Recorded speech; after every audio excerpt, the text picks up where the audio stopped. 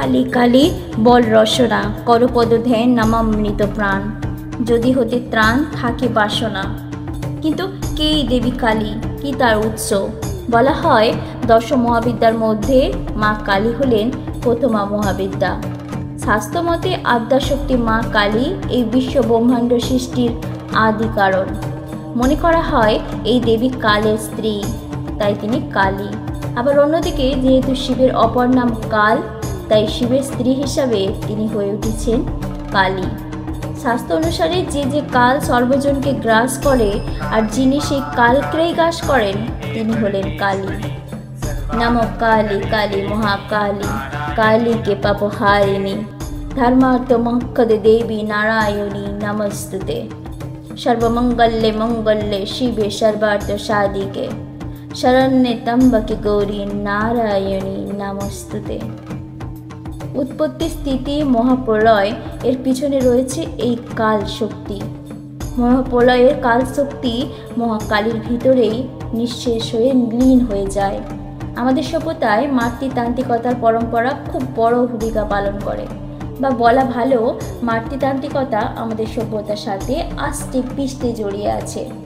কারণ নারী আর জন্ম বা নতুন প্রাণের সঞ্চার একে অপরের পরিপূরক।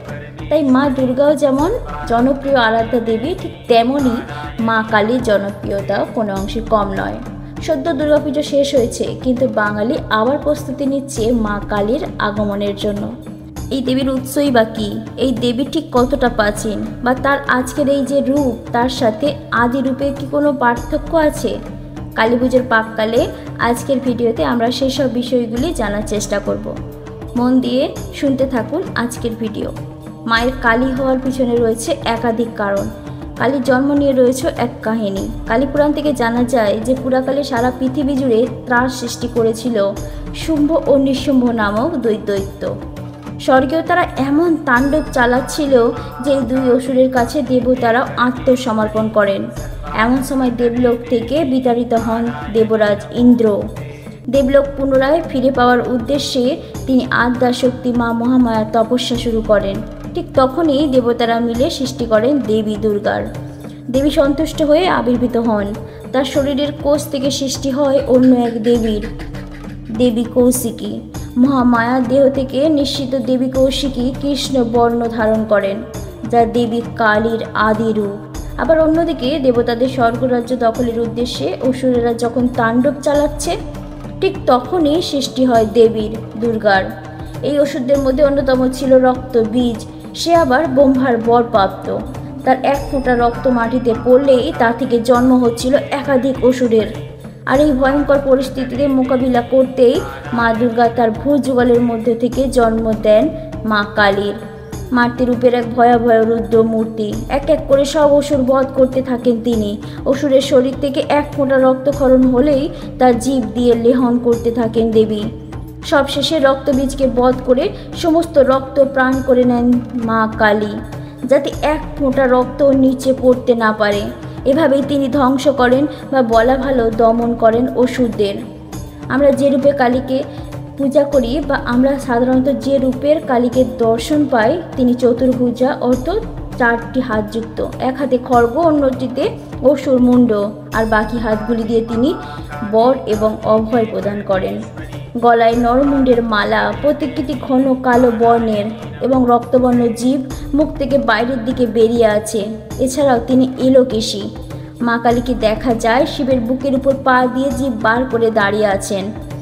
সেখানে কালীর পায়ের নিচে শায়িত থাকেন দেবাদিদেব মহাদেব। কালী মায়ের পায়ের নিচে মহাদেবের শায়িত থাকার ক্ষেত্রেও একটি গল্প আছে, সেটিও আজ শোনাবো আপনাদের। আসলে অসুরদের হারিয়ে প্রবল বিজয় নৃত্য শুরু করেছিলেন কালী। অসুরদের ধরহীন মুণ্ড দিয়ে তিনি বানিয়েছিলেন কোমর বন্ধন ও গলার মালা। কালীর সেই মৃত্যুর দাপটে স্বর্গের ত্রাহি ত্রাহি রব। কালীর নাচে তখন সব কিছু প্রায় ধ্বংস হতে শুরু হয়েছে। এমন অবস্থায় কালীর সেই নৃত্য বন্ধ করতে মহাদেব গিয়ে শুয়ে পড়েন কালীর পায়ের সামনে। নিজের পায়ের নিচে স্বামীকে শুয়ে থাকতে দেখে জিভ কাটেন তিনি। পৌরাণিক কাহিনী অবলম্বনে সেই সময় কালীর সেই রূপ পূজিত হয়ে আসছে আজও। পুরাণে দেবী কালীর একাধিক রূপের বর্ণনা করা হয়। দক্ষিণাকালী, শ্মশানকালী, ভদ্রকালী, রক্ষাকালী, গৃহকালী, চামুণ্ডা, ছিন্ন মস্তা। মহাকাল সংহিতা অনুসারে মা কালীর আবার নবরূপের পরিচয় পাওয়া যায়। কালকালী, কঙ্কালিনী, চিত্রাকালী।